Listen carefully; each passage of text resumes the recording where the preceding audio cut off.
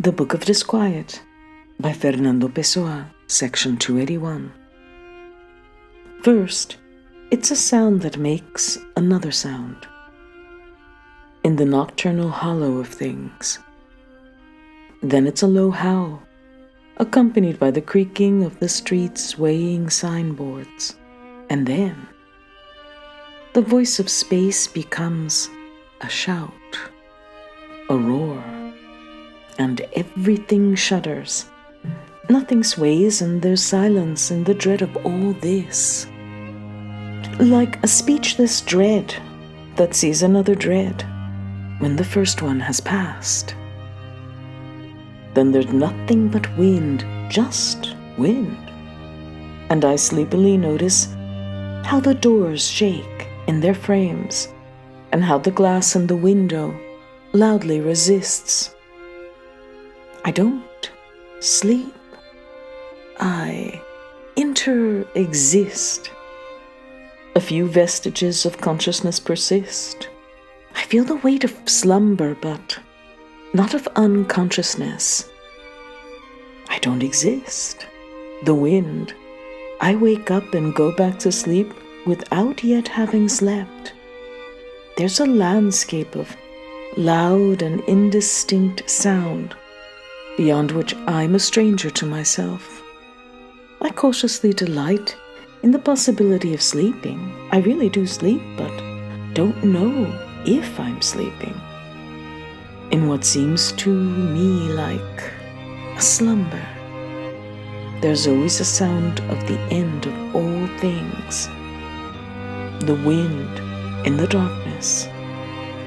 And if I listen closely, the sound of my own lungs and heart. Section 282. After the last stars whitened into nothing in the morning sky, and the breeze turned less cold in the oranged yellow of the light falling over several low-lying clouds, I finally succeeded in dragging my body, exhausted from nothing, out of bed, where I had sleeplessly pondered the universe. I walked to the window with eyes that were burning from having stayed open all night. The light reflected off the crowded rooftops in various shades of pale yellow. I contemplated everything with the grand stupidity that comes from not sleeping. The yellow was wispy and insignificant against the hulking figures of the tall buildings. Far off in the west, the direction I was facing, the horizon was already a greenish white. I know that today will oppress me as when I can't grasp a thing. I know that everything I do today will be marked not by weariness from the sleep I didn't have, but by the insomnia I did have. I know that my existence will feel even more like sleepwalking than usual. Not just because I haven't slept, but because I couldn't sleep. There are days that are philosophies, that suggest interpretations of life, that are marginal notes, full of critical observations in the book of our universal destiny. This seems to be one of those days. I have the ludicrous impression that it is my heavy eyes and my empty brain that trace, like an absurd pencil, the letters of my profound and useless commentary. Section 283. Freedom is the possibility of isolation. You are free if you can withdraw from people, not having to seek them out for the sake of money, company, love, glory, or curiosity, none of which can thrive in silence and solitude. If you can't live alone, you were born a slave.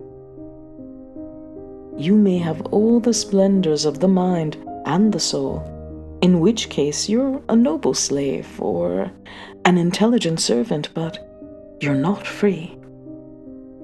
And you can't hold this up as your own tragedy, for your birth is a tragedy of fate alone. Hapless you are, however, if life itself so oppresses you that you're forced to become a slave. Hapless you are if, having been born free with the capacity to be isolated and self-sufficient, poverty should force you to live with others. This tragedy, yes, is your own, and it follows you. To be born free is the greatest splendor of man, making the humble hermit superior to kings and even to gods, who are self-sufficient by their power, but not by their contempt of it. Death is a liberation because to die is to need no one. In death, the wretched slave is forcibly set free from his pleasures, from his sufferings, from his coveted and ongoing life. The king is freed of the domains he didn't want to give up. Women who spread love are freed of the triumphs they cherish. Men who conquered are free of the victories for which their lives were predestined. Death ennobles, dressing our poor, ridiculous bodies in finery they have never known. In death, a man is free, even if he didn't want freedom. In death, he's no longer a slave, even if he wept on, giving up his slavery. Like a king whose greatest glory is his kingly title, and who as a man may be laughable, but as a king is superior. So the dead man may be horribly deformed, but is still superior, because death has freed him. Tired, I close the shutters of my windows. I exclude the world, and I have a few moments of freedom. Tomorrow, I'll go back to being a slave, but right now, alone, needing no one, and worried only that some voice or presence might disturb me. I have my little freedom, my moment of excelsis. Leaning back in my chair, I forget the life that oppresses me. Nothing pains me, besides having felt pain. Section 284. Let's not even touch life with the tip of our fingers. Let's not even love in our minds. May we never know the feel of a woman's kiss, not even in our dreams. Artisans of morbidity, let us excel in teaching others how to cast off all illusions. Spectators of life, let us peer over all walls with the pre-weariness of knowing that we'll see nothing new or beautiful. Weavers of despair, let us weave only shrouds, white shrouds, for the dreams we never dreamed, black shrouds for the days that we died, gray shrouds for the gestures we merely dreamed, and royal purple shrouds for our useless sensations. On the hills and in the valleys and along swampy shores, hunters hunt wolves, deer, and wild duck. Let us hate them, not because they kill, but because they enjoy themselves, and we don't. May our facial expressions consist of a wan smile like that of someone who's about to cry, a faraway gaze like that of someone who doesn't want to see, and a disdain in all its features, as when someone despises life and lives only to despise it. And may our disdain be for those who work and struggle, and our hatred for those who hope and trust. Section 285. I'm almost convinced that I'm never awake. I'm not sure if I'm not, in fact, dreaming when I live, and living when I dream, or if dreaming and living are for me intersected, intermingled things that together form my conscious self. Sometimes when I'm actively engaged in life and have as clear a notion of myself as the next man, my mind is beset by a strange feeling of doubt. I begin to wonder if I exist, if I might not be someone else's dream.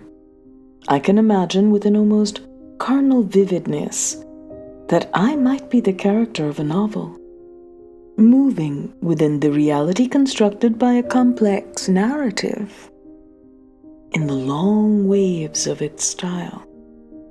I've often noticed that certain fictional characters assume a prominence never attained by the friends and acquaintances who talk and listen to us in visible, real life.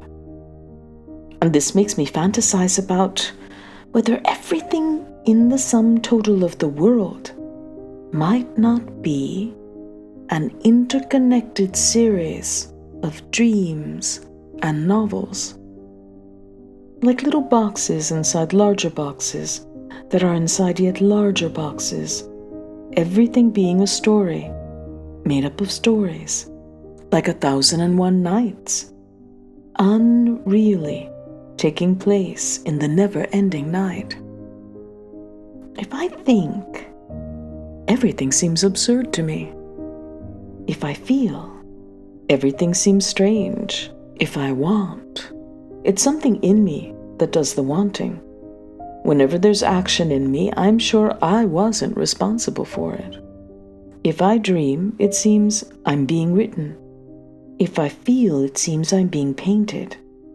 If I want, it seems that I've been placed in a vehicle, like a freight, to be delivered, and that I continue with a movement I imagine is my own, towards a destination I don't want, until I get there.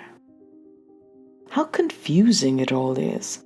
How much better it is to see rather than think, to read rather than write. What I see may deceive me, but I don't consider it mine. What I read may distress me, but I don't have to feel bad for having written it. How painful everything is when we think of it as conscious thinkers, as contemplative beings whose consciousness has reached that second stage by which we know that we know. Although the day is gorgeous, I can't help but think that way. To think or to feel. Or what third thing among the stage sets in the back? Tedium of twilight and disarray, shut fans, weariness from having had to live. Section 286. We walked, still young, beneath the tall trees and the forest's soft rustling. The moonlight made ponds out of the clearings that sprang into view along our aimless path, and their branch-tangled shores were more night than the night itself. The breeze of woodland sighed among the trees. We talked about impossible things, and our voices were very part of the night, the moon, and the forest. We heard them as if they belonged to others. The obscure forest wasn't entirely pathless. Our steps wended along trails that we instinctively knew, among dappling shadows and streaks of cold, hard moonlight. We talked about impossible things, and the whole of that real-life landscape was just as impossible. Section 287. We worship perfection because we can't have it. If we had it, we would reject it. Perfection is inhuman because humanity is imperfect. We harbor a secret hatred of paradise. Our yearnings are like those of the poor wretch who hopes for the countryside in heaven. It's not abstract ecstasies or marvels of the absolute that can enchant our feeling soul. It's homesteads and hillsides, green islands in blue seas, wooded paths and restful hours spent on ancestral farms, even if we've never had these things. If there's no land in heaven, then better there were no heaven. Better that everything be nothing, and that the plotless novel come to an end. To achieve perfection would require a coldness foreign to man, and he would lose the human heart that makes him love perfection.